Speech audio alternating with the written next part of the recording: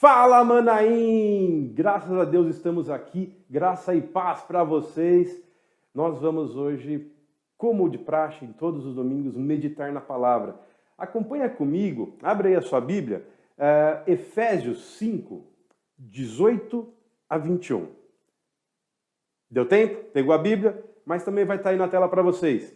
E não vos embriagueis com vinho, em que há dissolução, mas enchei-vos do Espírito, falando entre vós em salmos e hinos e cânticos espirituais, cantando e salmodiando ao Senhor no vosso coração, dando sempre graças por tudo a nosso Deus e Pai, e em nome de nosso Senhor Jesus Cristo, sujeitando-vos uns aos outros no temor de Deus. Que Deus abençoe a leitura da sua palavra. Vamos orar? Querido Deus, é por tua graça, tua misericórdia, por teu cuidado que estamos aqui.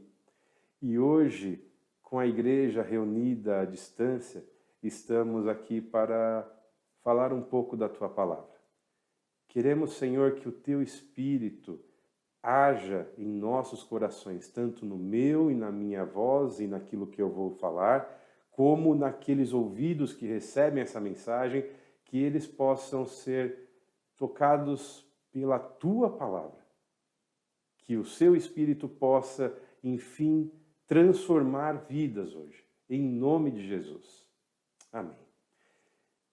Gente, alguma coisa está errada.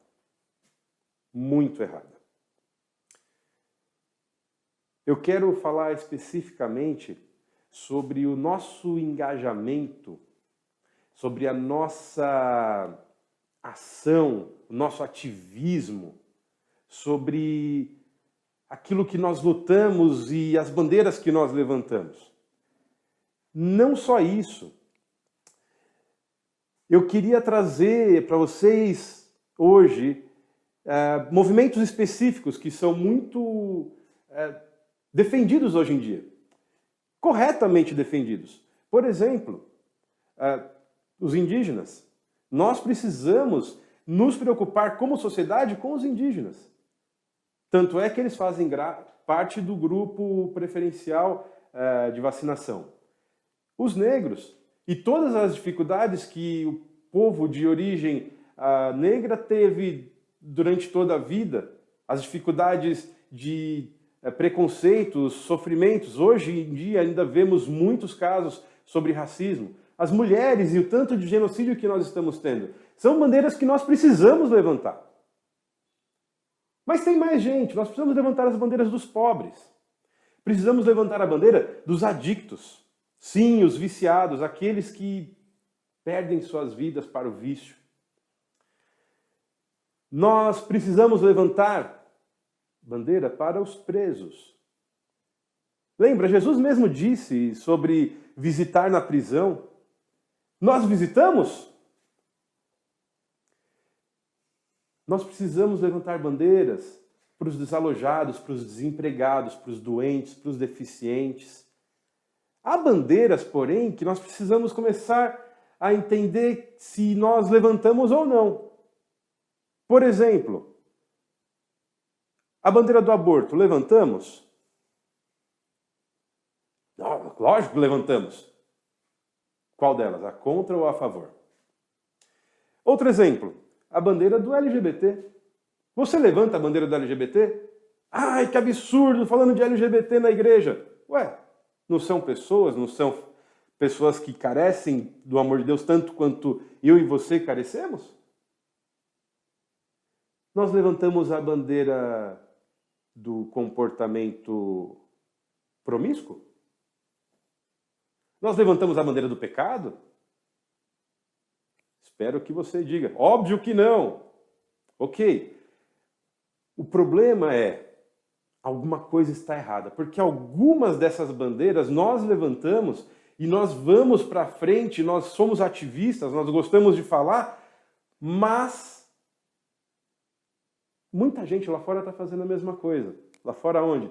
lá fora da igreja, gente que não compartilha da nossa fé, gente que não bebe da mesma fonte que nós bebemos, gente que não vai na Bíblia diariamente ouvir a palavra do Senhor, eles também estão defendendo essas bandeiras. Alguma coisa está errada. Por que alguma coisa está errada?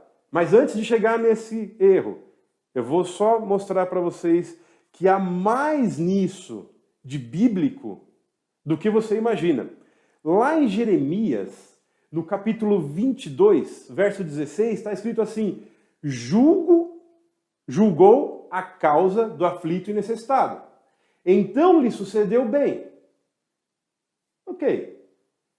Porventura não é isso conhecer-me, diz o Senhor. O texto aponta para que aquele que julgou a causa do aflito e do necessitado é aquele que está fazendo a obra de conhecer o Senhor. Então levantar essas bandeiras é correto. Precisamos levantar. Eu não vou nem citar Tiago 1, 27, que vai falar sobre o que é a verdadeira religião, você pode olhar lá depois. O problema agora é que tem alguma coisa errada. Mas o que está errado? O que está errado? Vamos ver o que Jesus fala para nós em João, no capítulo 15, verso 19. Diz assim Jesus: se vós fosseis do mundo, o mundo amaria o que era seu. Mas porque não sois do mundo, antes eu vos escolhi do mundo, por isso é que o mundo vos odeia. Tem alguma coisa errada. Porque se nós, igreja, estamos levantando as mesmas bandeiras que o mundo levanta, e nós então estamos até mesmo trabalhando em conjunto com o mundo, Jesus está equivocado na análise dele. Porque Jesus fala que o mundo nos odeia. Como então? Me explica. Como então eu levanto a bandeira de olhar e cuidar dos pobres, de fazer a justiça social, de ser um ativista sério, de dar a mão em resgate a quem necessita, de ir, por exemplo, na Cracolândia, trabalhar com gente que precisa ser resgatado da morte. E junto comigo vão todas as outras pessoas que pensam da mesma forma, mas que não amam a Jesus. Alguma coisa não encaixa nessa história. Ora, vimos nas últimas mensagens falando sobre a renovação pelo Evangelho. Hoje não será diferente. O tema ainda é o mesmo. Mas eu quero, talvez, trazer uma possibilidade de como podemos ser devidamente odiados pelo mundo.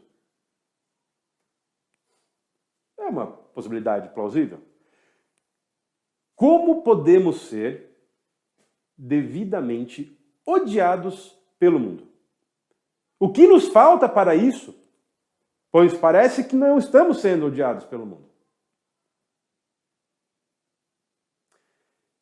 Temos 3 consequências, 3 evidências, 3 obras, 3 grandes transformações que a renovação pelo Evangelho, a ação do Espírito Santo, quando traz esse avivamento à igreja, nos faz, que nos torna, enfim, odiados pelo mundo.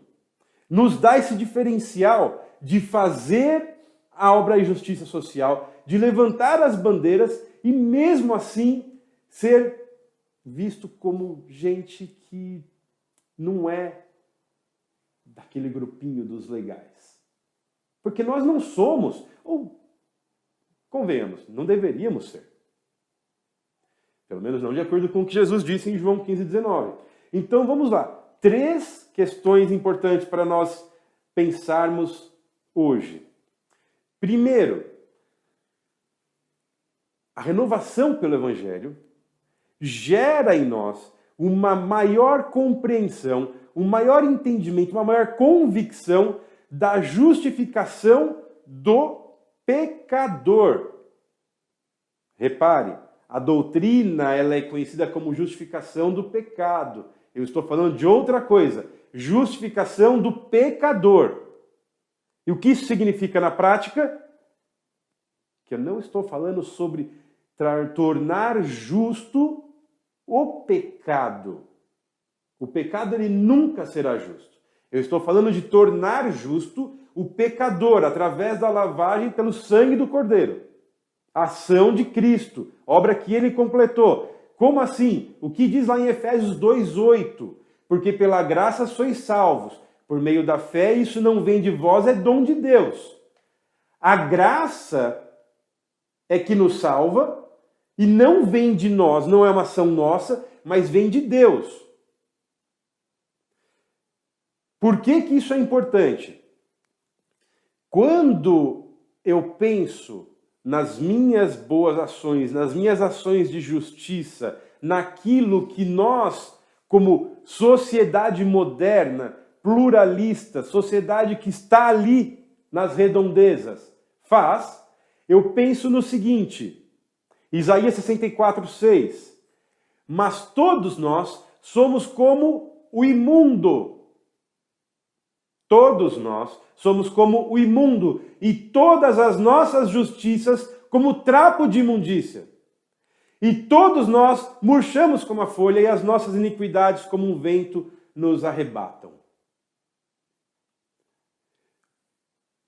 Usando numa versão mais simples, tudo aquilo que você e eu fazemos de bondade, de atos de justiça, de coisas boas, é lido pela palavra como trapo de imundícia, ou trapo da imundícia, um pano sujo, um pano que é para se jogar fora. Se eu fosse colocar num termos de hoje, é um papel higiênico usado. Literalmente, um papel higiênico usado. É um papel que não dá nem para reciclar. Simples assim. Isso é trapo da imundícia. Nós pegamos esse papel, usamos e jogamos fora, porque não tem o que fazer com ele. Então não é um papel higiênico para usar, é já usado. Essa é a real importância da nossa obra de justiça, daquilo que você e eu fazemos de bom. Portanto, nessa visão de que a justificação é do pecador e não do pecado, nós temos duas visões a explorar. Santidade e humildade. Por que santidade? Ora, pense comigo. Quando eu vejo que Cristo realizou a obra, quando eu percebo que o mérito é único e exclusivo dele e não meu, quando eu percebo que ele me perdoou, apesar de tudo que eu fiz, eu olho com olhos de gratidão e me esforço para não pecar. Eu luto contra o pecado, em gratidão a ele, não pensando que a obra de salvação dele vai perdoar os meus pecados de qualquer forma. Eu mudo a minha visão de como eu enxergo o pecado.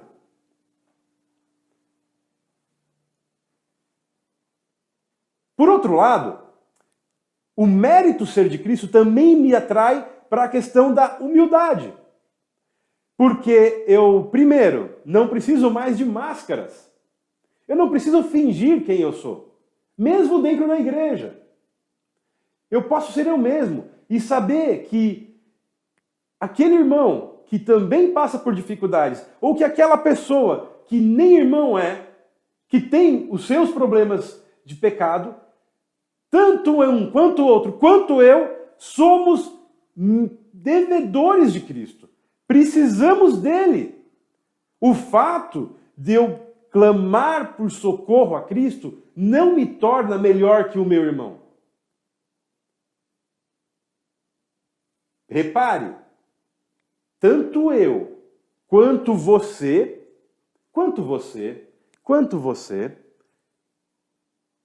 carecemos de Cristo. Por isso eu posso olhar para o outro, seja ele qual for, com compaixão, com o braço estendido, porque afinal de contas, nós estamos na mesma.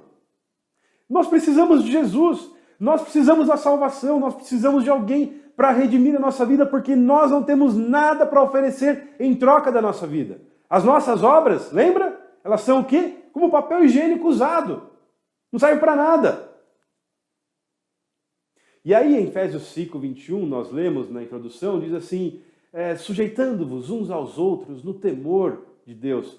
Essa é a ação esperada para quem entende que o mérito não é meu, nem seu. Nós somos devedores de Cristo. Então eu posso, no temor de Deus, não como obra minha, mas como obra do temor de Deus na minha vida, me sujeitar ao meu irmão. Eu posso, sim, fazer aquilo que deixa o meu irmão numa condição melhor. Eu posso, sim, ser humilde em relação ao próximo. Isso é obra da renovação pelo Evangelho. Isso é consequência de um real avivamento. Mas temos o segundo ponto.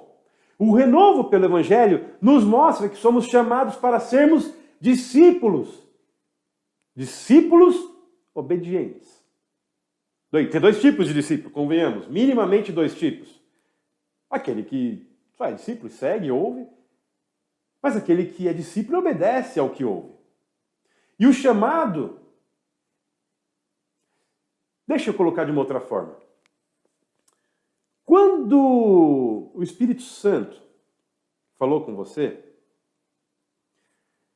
quando o Espírito Santo tocou no seu coração, e você então se decidiu por Cristo, Ele como seu Senhor e Salvador, você não o fez para ser salvo. Você o fez para ser discípulo. Porque nós não somos chamados para sermos salvos, mas para sermos discípulos. Somos chamados ao arrependimento, somos chamados à obediência. Isso significa, na prática, que você não é aquela pessoa que aceitei a Jesus e vai viver a vida do jeito que você quer. Tem um preço. Não é graça barata que você faz o que você quer, como já foi ensinado há muitas décadas atrás pelo teólogo Bonhoeffer. Dietrich Bonhoeffer. Não é essa graça que você faz o que você quer. Vindo de um luterano que escreveu isso claramente. É a graça preciosa, que tem um custo para mim e para você. Porque para aquele que deu a graça, custou a vida do próprio filho. Por que para mim e para você não custaria nada do nosso comportamento, da nossa morte do eu? Ah, mas você está falando de coisas pesadas de religião? Estou falando da palavra. Vá lá na palavra e lê comigo. Vamos lá. Primeira coisa, antes de você achar que está complicado. 1 João 5,3. O que diz lá em 1 João 5,3? Porque este é o amor de Deus. O amor. Todo mundo fala que Deus é amor? João escreve sobre amor o tempo todo. Então presta atenção na consequência do versículo. Este é o amor de Deus. Qual é esse amor? Que guardemos os seus mandamentos. E os seus mandamentos não são pesados. Por que não são pesados? Porque você, capacitado pelo Espírito Santo, entendeu que quem justifica é Ele, quem salva é Ele. E Ele salva o quê? O pecador, não o pecado. Então você entendeu que você tem que lutar pela sua santidade. Por isso não é pesado. Por isso que amar a Deus é muito legal. Joinha? Não. Amar a Deus é obediência. É atitude. Em Lucas 5, versículo 32, Jesus diz assim: eu não vim chamar os justos, mas sim os pecadores ao arrependimento. Ele não falou que veio chamar você para ser salvo. Bonitinho. Ai, é tão fofinho esse meu filhinho, eu vou salvá-lo. Não. Ele falou assim, você é pecador. Porque é para você que eu vim. Ele diz, eu não vim para o cara que se acha certinho. Eu vim para você, pecador. Você, pecador. Você precisa de arrependimento. E é por isso que eu vim. Romanos 2,4 ainda diz, ou despreza as tuas riquezas da sua benignidade, a paciência e a longanimidade, ignorando que a benignidade de Deus te leva ao arrependimento. Ou desprezas tu que a benignidade de Deus te leva ao arrependimento. Isso é a graça. Graça preciosa é aquela que, como 2 Coríntios 7,10, faz assim, porque a tristeza, segundo Deus, opera arrependimento para a salvação, da qual ninguém se arrepende. Mas a tristeza do mundo opera morte. Ai, eu estou tão triste, Não, filho, isso daí vai te levar para a morte. O que vai te salvar é a tristeza, segundo Deus, aquela que Ele, através do Espírito Santo, coloca no seu coração. Então, para de reclamar e começa a buscar diante de Deus o verdadeiro arrependimento. Somente aquele que for verdadeiramente arrependido é que será levado com Cristo. Não existe salvação fora de Cristo, é somente Ele. E Ele disse que veio buscar pecadores ao arrependimento. Então essa é a obra de renovação pelo Evangelho. Por fim, nós precisamos olhar e sempre pesar. Isso que eu estou fazendo é graça barata ou graça preciosa? Graça barata ou graça preciosa? Ah, mas tem que sofrer? Jesus falou para você calcular o custo antes de tomar uma decisão por Ele. Nós precisamos, como igreja, começar a assumir a responsabilidade da nossa decisão de nos chamarmos de cristãos. É a barata ou a preciosa que você vai levar para casa hoje? Por fim, terceiro ponto, o renovo pelo Evangelho nos move a atacar o mundo. Sim, é isso mesmo que eu disse. Atacar o mundo. Eu não estou nem falando de batalha espiritual, não. Estou falando de atacar mesmo. Com o seu comportamento. Com a sua atitude. Vivendo a vida cristã lá fora.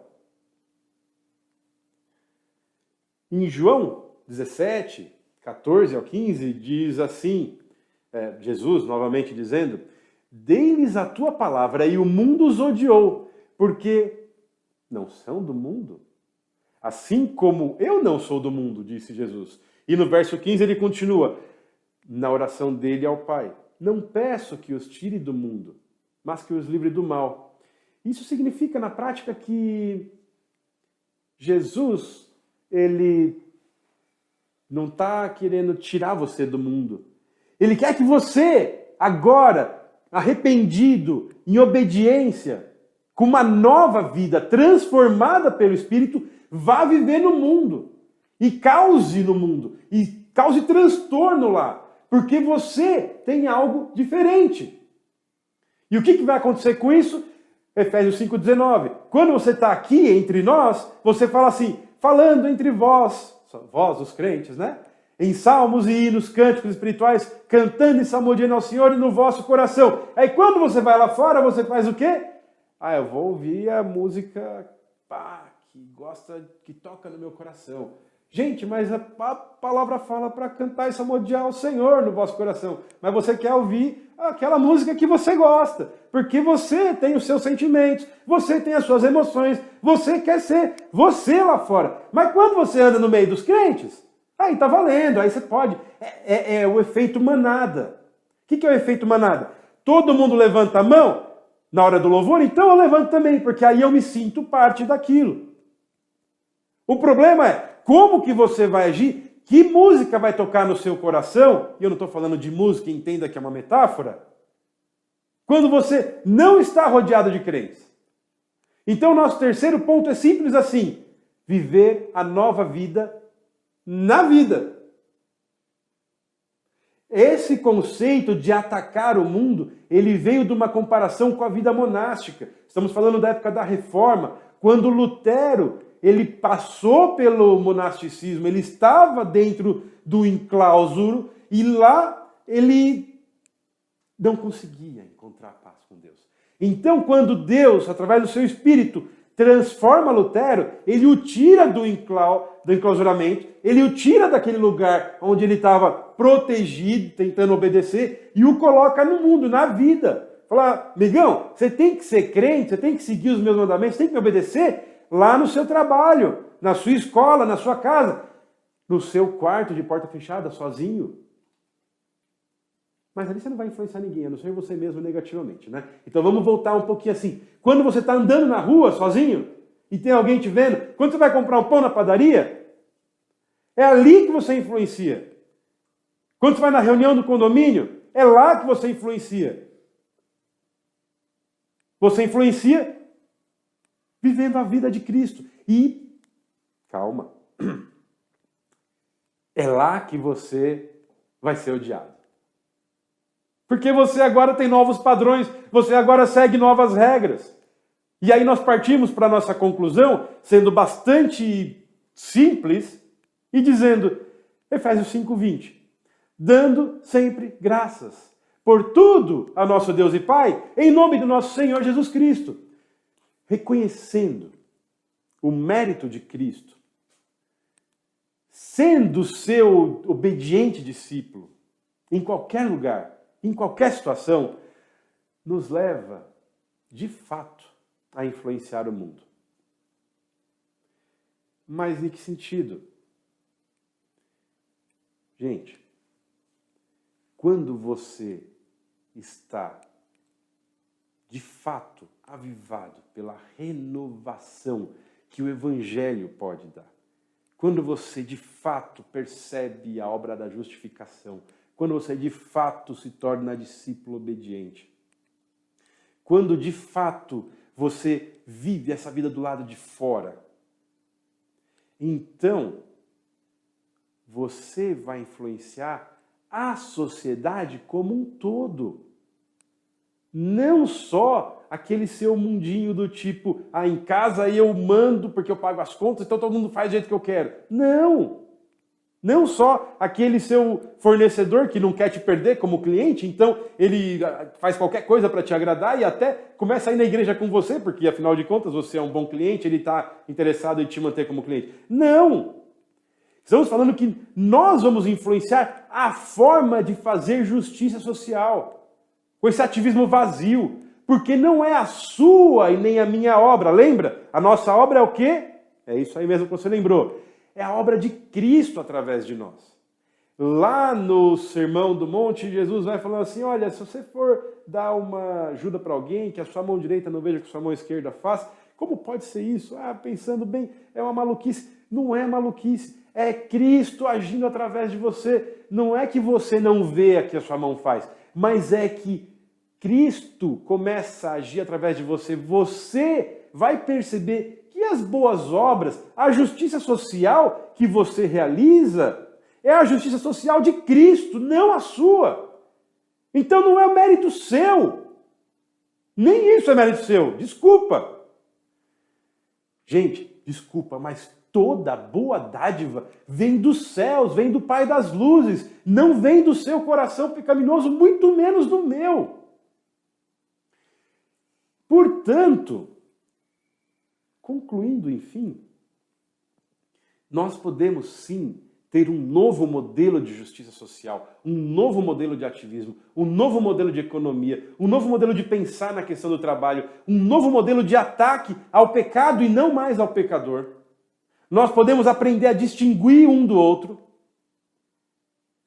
E o mais importante, ok, alguns vão achar que isso é o mais importante, mas desculpa, é para isso que nós somos criados. O mais importante, um novo e efetivo modelo de culto e adoração. Porque o homem foi criado para adorar a Deus, não para viver a vida como ele quer. Deus criou o ser humano para adorá-lo. Ai, que Deus estranho. Esse é o Deus da Bíblia, esse é o Deus verdadeiro, é o Deus que nós seguimos. Desculpa, amar a Deus é obedecer aos seus mandamentos, não é simplesmente ficar de chameguinho por aí. O papo com Deus é reto. Simples assim. A palavra é clara. O que nos falta? O que nos falta? Falta seguir a palavra, ao pé da letra, à risca, para enfim sermos devidamente odiados pelo mundo, devidamente amando a Deus, a Jesus, nosso Criador, nosso Salvador, nosso tudo. E eu quero orar com vocês de novo. Querido Deus, dura essa palavra que nos aponta aonde estamos falhando. Dura é a tua palavra, às vezes, para mim e para os meus irmãos, porque ainda temos muitos pecados a combater.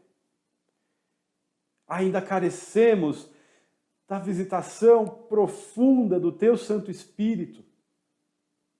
Ainda carecemos da ação do teu Santo Espírito em nosso meio. Ainda carecemos de, vez por outra, relembrar a obra da justificação de Jesus. Buscar novos arrependimentos, coisas novas que o Espírito pode nos mostrar. Nos debruçar diante da cruz, aos pés de Jesus e pedir mais uma vez perdão. Santo Espírito, falamos nesse período todo de férias com a palavra sobre a renovação pelo Evangelho, que não é isso senão o renovo que só a tua obra, Santo Espírito, pode trazer aos nossos corações. Opera hoje. Não deixe que saiamos da tua presença sem um toque seu. Por menor que seja, já nos basta. Um toque seu já nos basta. Em nome de Jesus nós pedimos, Senhor. Amém.